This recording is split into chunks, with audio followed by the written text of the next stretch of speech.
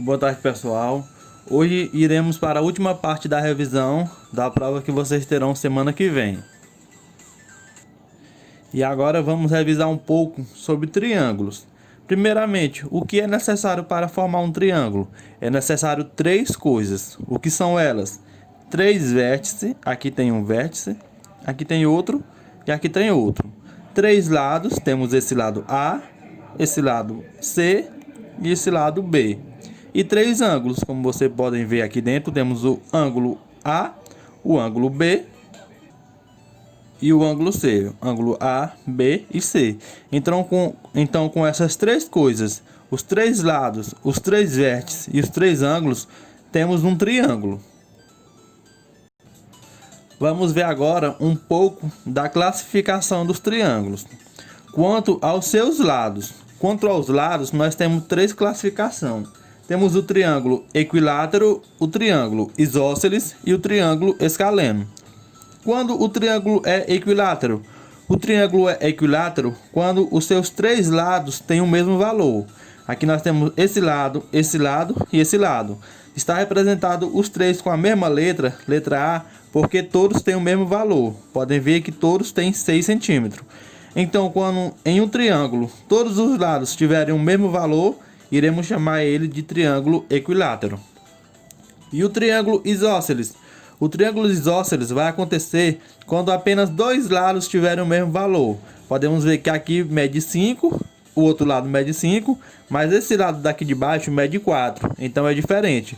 Poderia ser esse daqui mede 5, esse mede 5 e o de lá mede 4.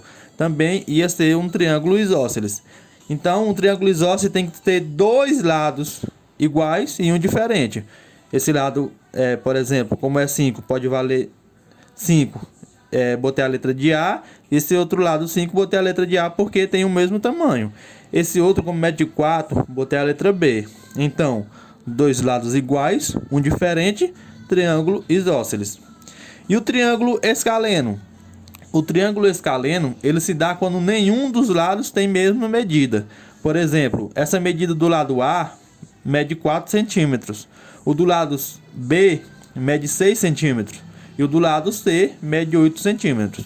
Então, podem ver que nenhum dos lados são iguais. Então, quando um triângulo, todos os lados, os valores dele for diferente, chamamos ele de triângulo escaleno.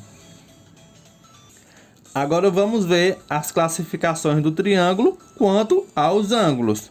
Quanto aos ângulos, também nós vamos ter três tipos. O triângulo acutângulo, o triângulo retângulo e o triângulo obtusângulo. O triângulo acutângulo, ele se dá quando os ângulos internos são menores que 90 graus. Ou seja, nenhum dos três valores desses ângulos internos vão ser igual a 90, vão ser todos menores. Por exemplo, temos 70, 50 e 60. Aqui, algum deles poderia chegar até 89, mas não poderia ser igual a 90. Todos eles têm que ter medida menores que 90. Então, quando nenhum deles tem medida igual a 90, todos são menores, chamamos ele de triângulo acutângulo. Triângulo retângulo vai acontecer quando um ângulo for igual a 90 graus.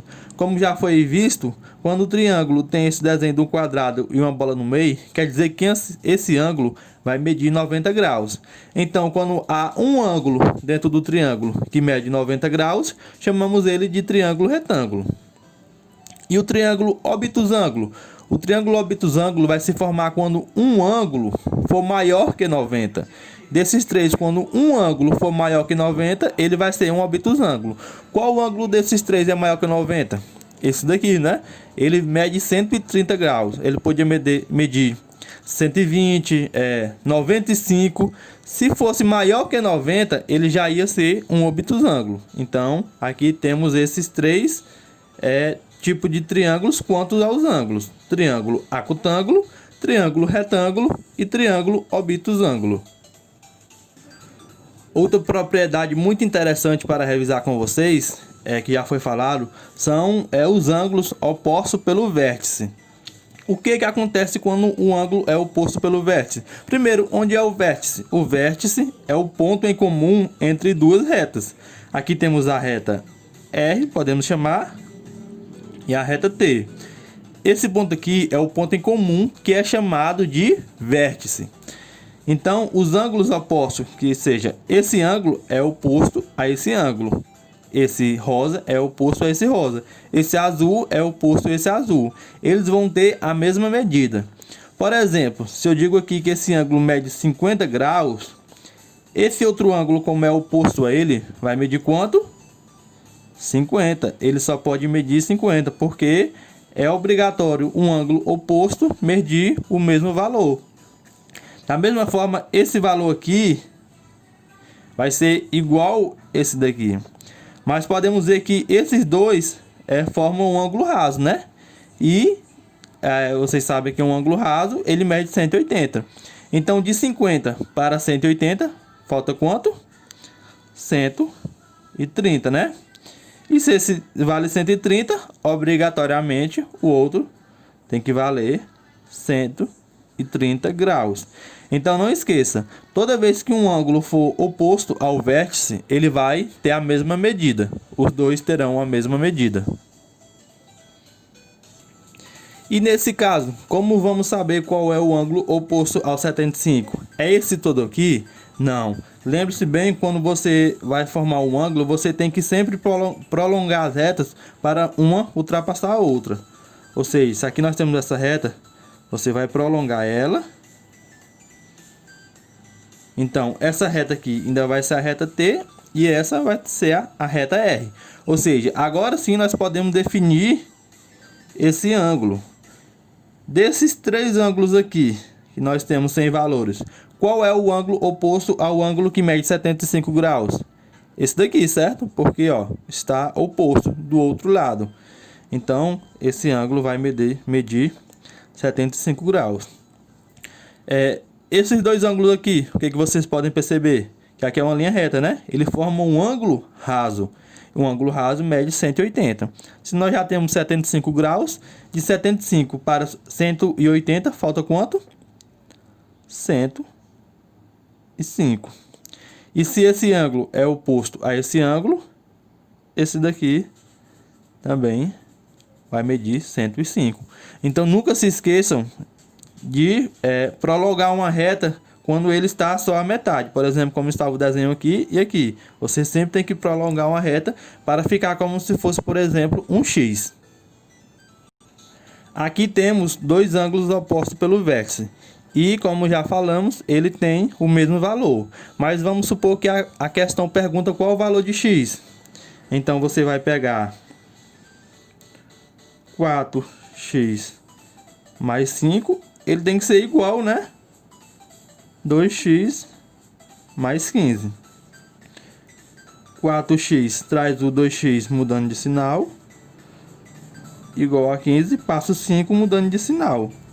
Vamos ter 2x igual a 10. O x está multiplicando, vai passar dividindo. Então, nós vamos ter x igual a 5, pois 10 dividido por 2 é 5. Mas e aí? Eles têm o mesmo valor mesmo?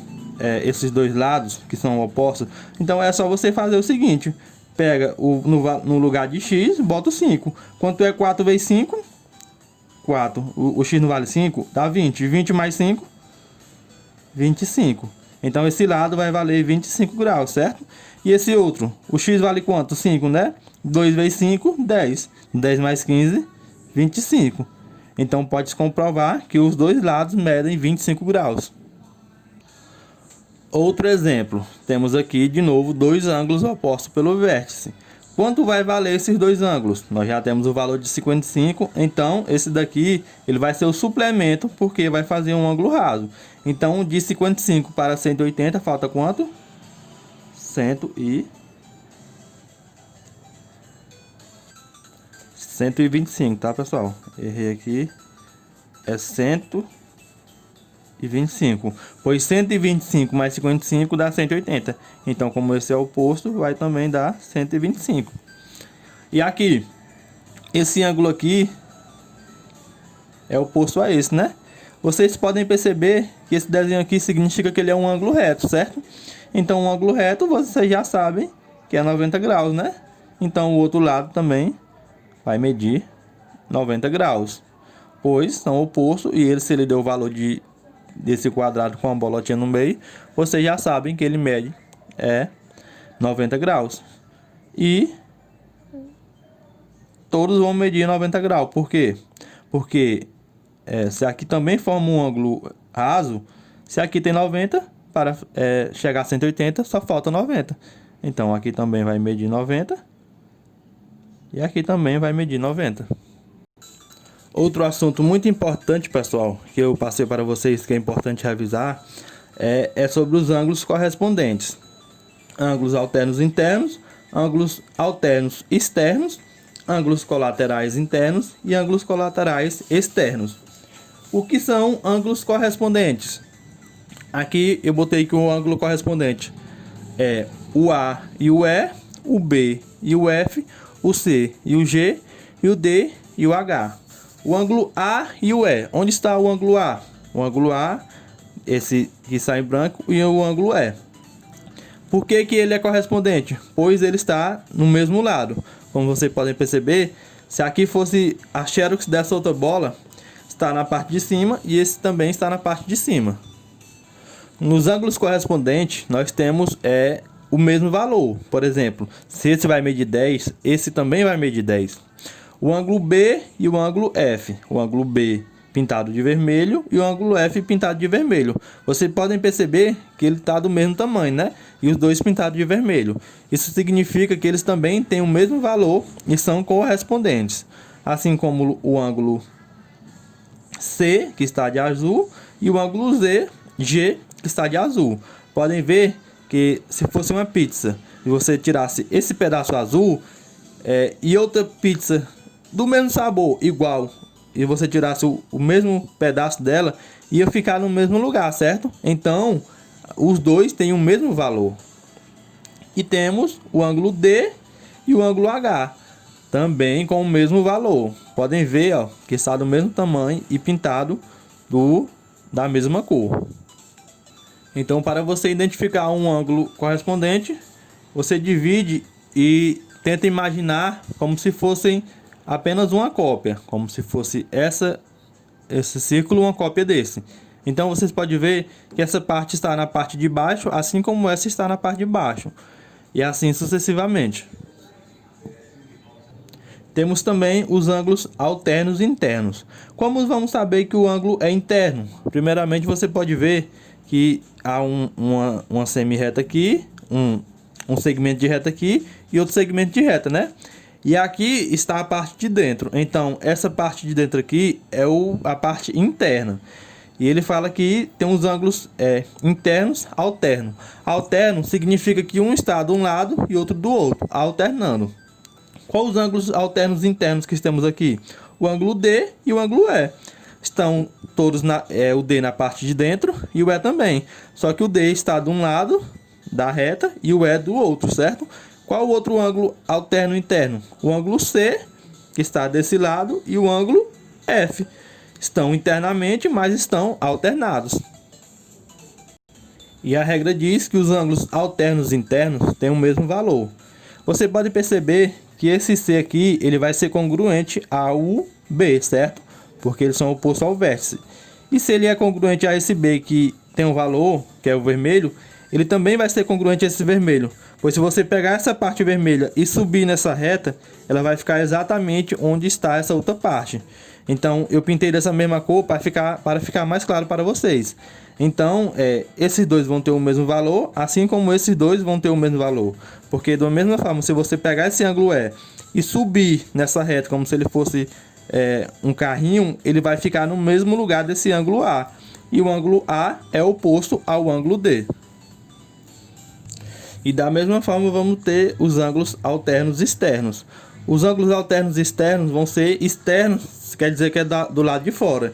E alterno, que um está do lado e outro da outro.